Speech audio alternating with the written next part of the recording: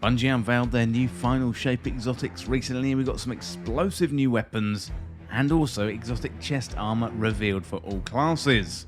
Well, today I'm going to check out the exotic weapons, including a new heavy trace rifle, a returning auto rifle, plus a brand new sniper. I'm also going to cover all the new exotic chest armor coming in Destiny 2, the final shape.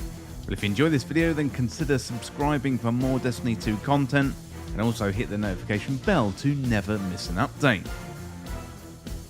Well, the final shape is only a matter of weeks away now, and as well as the new exotic weapons and armor, we've also got exotic class items coming into the game for the very first time to complement Prismatic. Well, let's get on to the new topics, and first of all, let's have a look at the new exotic weapons. So first of all, we have Kvostov. This one is an exotic auto rifle, and this one is the original auto rifle in Destiny 1 that players started with all the way back in 2014, so that makes sense for Bungie to bring this one back. Now, this is the first time we're seeing this weapon in Destiny 2, and we only have a few details about the weapon. So the exotic perk allows for the 7th bullet to ricochet and shred through enemies, and given it's an auto rifle, then it's going to fire a 7th bullet pretty often, but we're going to have to get into some testing to really understand the damage output for this weapon. Now, it's a good looking auto rifle, plus it's coming into a meta favourable to auto rifles, so I expect this weapon to be a popular one when it returns in the final shape. Next up, we got Microcosm. This one is an exotic trace rifle. So this one is the so-called Traveller's Beam weapon, which had been teased some time ago. This is the first variant of a heavy trace rifle, and it looks like it does massive damage to shields. Well, according to its exotic perk anyway, but exactly how much damage is very unclear, but we do have some clues in the trailer with enemies exploding in different elemental colours.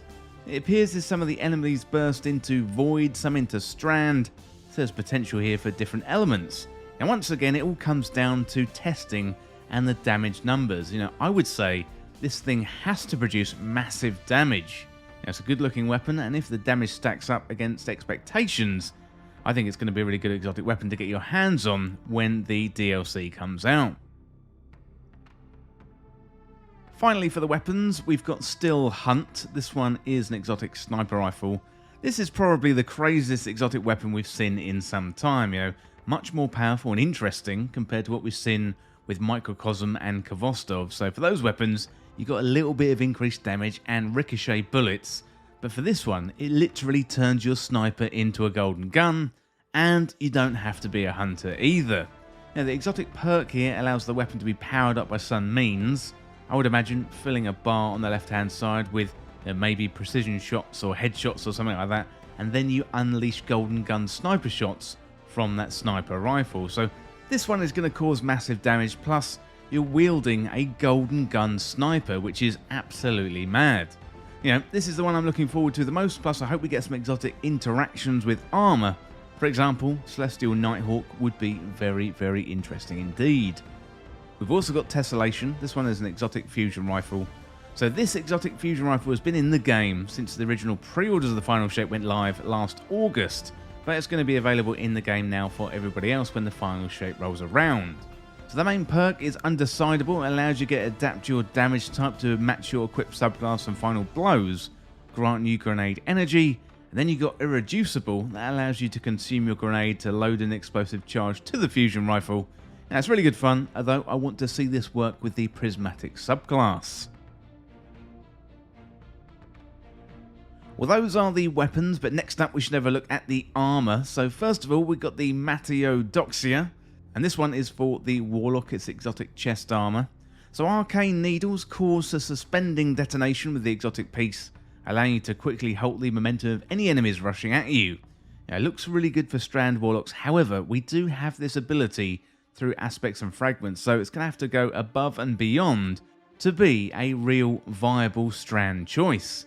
Now, warlocks, let me know down in the comments what you think and your first impressions of this exotic armor. Next up, we have Gifted Conviction. This one's the exotic chest armor for the hunter. So arc aspects create bouncing explosions when Gifted Conviction is equipped. To be honest, this one looks pretty underwhelming to me, but I'm going to have to defer to my hunter main. So hunters, let me know down in the comments what you think. Finally, we've got hazardous propulsion. This one is an exotic Titan chest armor. This allows Titans to throw up a barrier and also unleash a barrage of rockets at your enemies. So while Kepri's Horn also turns a barricade into a weapon, hazardous propulsion looks even more deadly when it comes to the attack, and to be honest, this one is the one I'm most excited for all three classes. Well, next up we've got the exotic class items. So we've not only got new aspects and fragments coming with prismatic, but we're going to be able to expand our options as well with exotic class items. So we've got very special editions coming to Destiny 2 as an exotic class item. They're going to have 2 random exotic perks from a selection of existing exotic armor perks, and that includes some that belong to classes other than yours. So the exotic class items are going to be part of a new activity that unlocks after the raid world first at the beginning of week 2, so that is something to really look forward to. And that activity is going to be farmable as well, and you get a guaranteed random roll each time you complete that activity. And hopefully in the coming weeks Bungie are going to provide some more details about this activity and what we're going to do, but I'm certainly looking forward to that. So the exotic class items in the final shape, they're going to have a mix of exotic armor perks available for each class. So they've got some fan favourites as well as some perks aligned with the prismatic abilities and aspects. So Bungie have chosen the perks in each column that will compound with each other, allowing for combinations that feel powerful and complementary, such as a Warlock bond with the Spirit of Apotheosis and also the Spirit of the Star Eater. So there's a really good example of getting something on a class that you couldn't get before. Essentially, Warlock's getting the Spirit of the Star Eater there, similar to Star Eater's scales from the Hunter.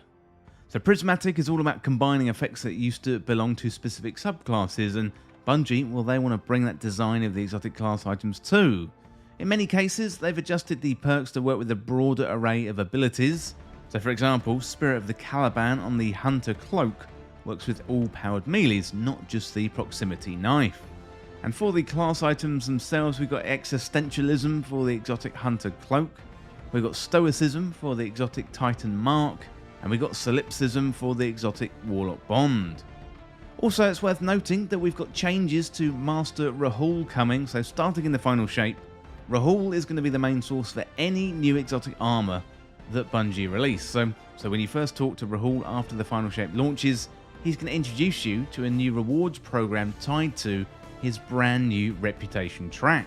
And it's a pretty simple interaction. The more you decode engrams with Rahul, the more you increase your reputation with him, and once you completely fill the reputation track and reset your rank, Rahul is going to allow you into an elite club, giving you access to a new tier of focusing.